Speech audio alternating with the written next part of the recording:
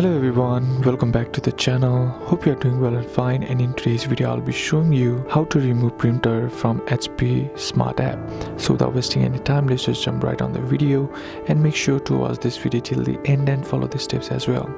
So the first thing that you need to do is head over and open up your HP Smart app, and now once you are here, if you have added any of your printers, then what you need to do is just simply tap on the settings icon on the bottom right corner of the screen, and once you click on settings under the printers, you'll be seeing the printers option right here, right? All you gotta do is just simply tap on it, and then if you have already added your printer, here your printer will be displayed right here.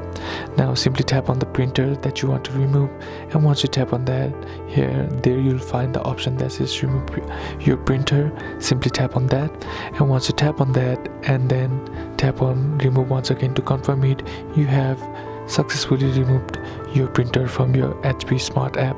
And that's basically how you can do it. And that's it for today's video, guys. Hope this video was useful to you. Leave a like if it did, comment down below what the next video should be on, consider subbing to the channel. Thanks for watching.